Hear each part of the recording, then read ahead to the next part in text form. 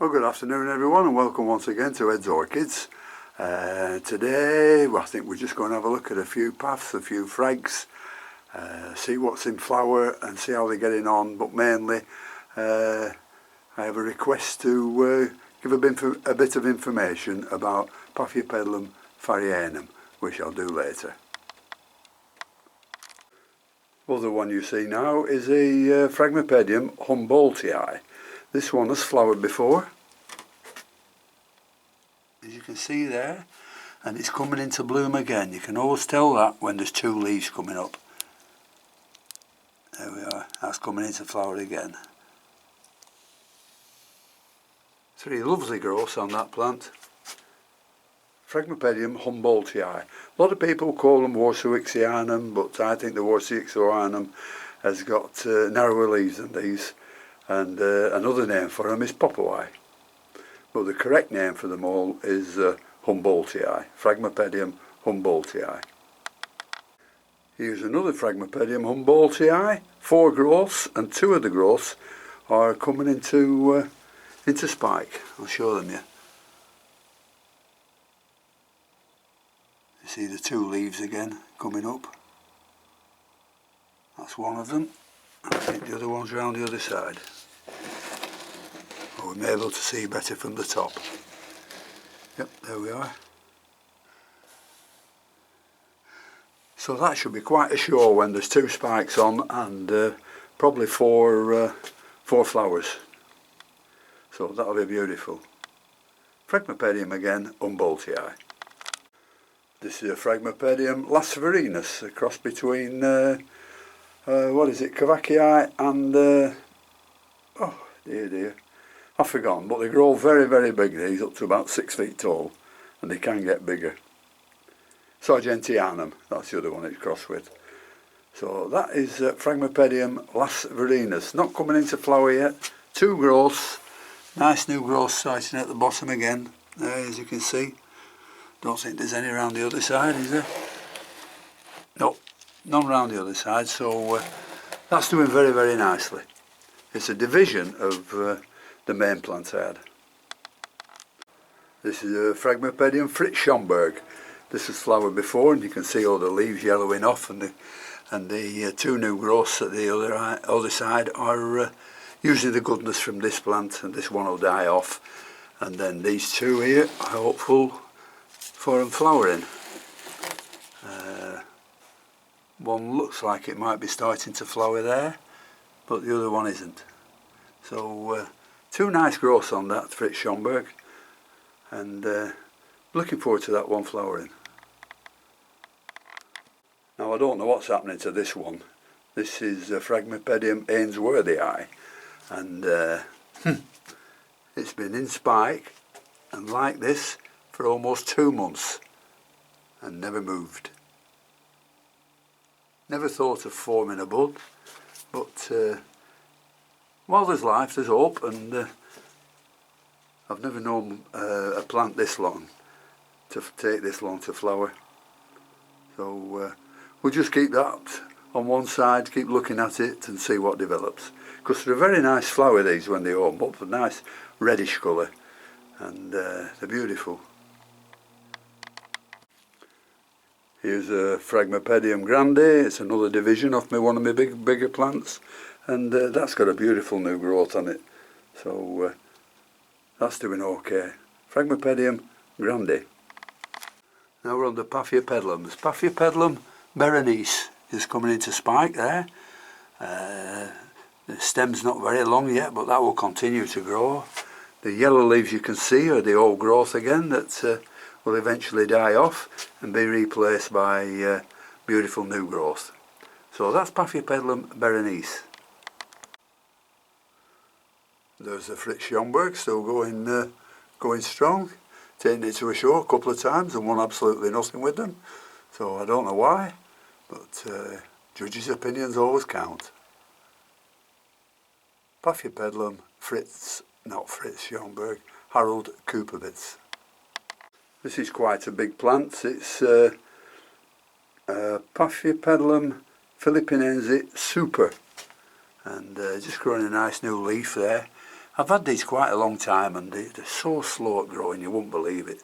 No wonder people go off them, but unless you've got a lot of patience and you've a lot of time to spend on these, I wouldn't bother keeping them.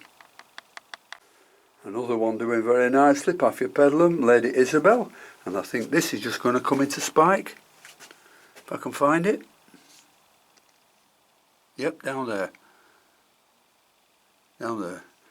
Just a dark leaf coming up, which is a sure sign that it's going to spike. Paphiopedilum, Lady Isabel. And then I think we'll have a look at one or two that are hanging up here. All Paphiopedilums, but we'll just get 2 or 3 down, see how they're going on. Now here's a nice one if we can keep it going. It's Prince Edward of York, which is Rothschildianum and Sandrianum crossed with Anitum. And it flowered before, which was dreadful there, but now it's just putting up a nice new growth. So I'm hopeful that one's going to make it. These hanging up here, and the weather here is unbelievable at the moment. It's middle of February and we're generally on minus centigrade temperatures, but today we've got 15 centigrade, so it's boiling in here, and the sun's shining, and these will need watering again, and I only did them yesterday. Paphiopedilum esquirolii. Now I thought I'd lost it. You can see all the old growths and dying off, and see them rotting off down there. They don't need touching, it's just the old fan that. But it's sending up some beautiful new growths, and I think one is coming into spike, as you can see there. And these are beautiful flowers when they do bloom.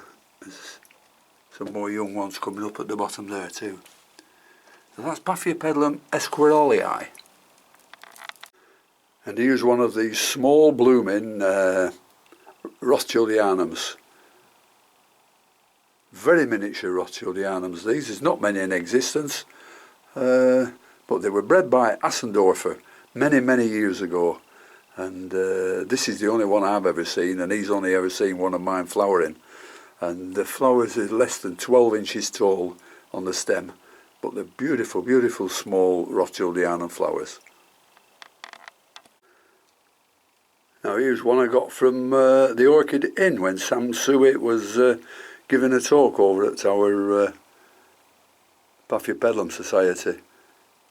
And I've had it 2 years now, and it's not doing a lot. It's growing, it looks alright. It's probably doubled in size, but not a lot of new leaves coming up.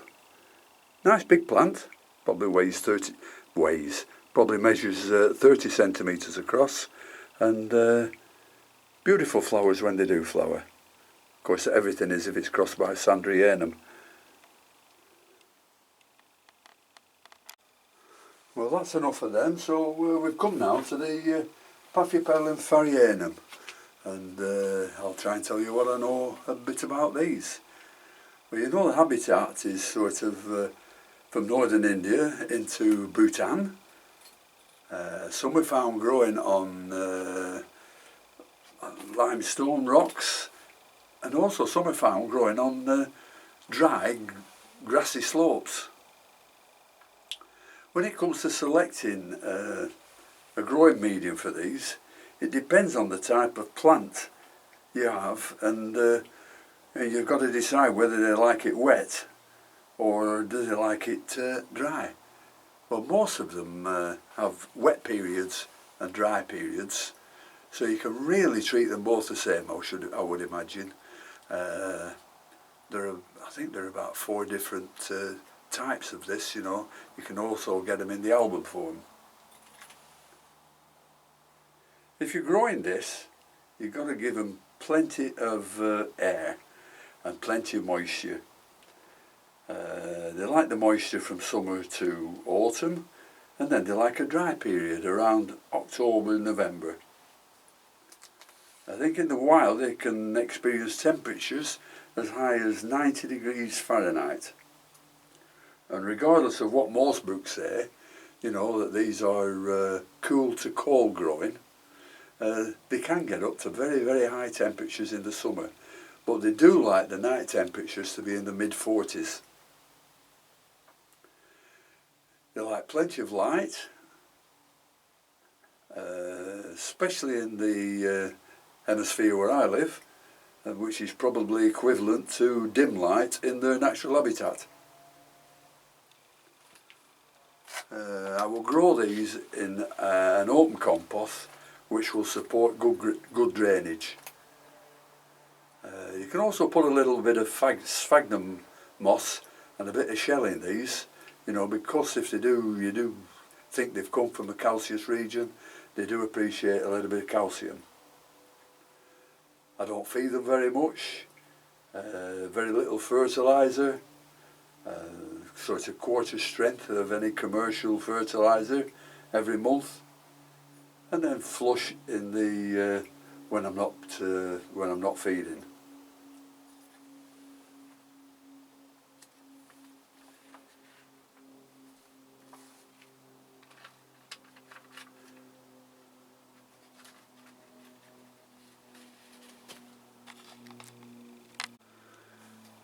Well, there's not much more I can say about this. They're a beautiful, beautiful little plant.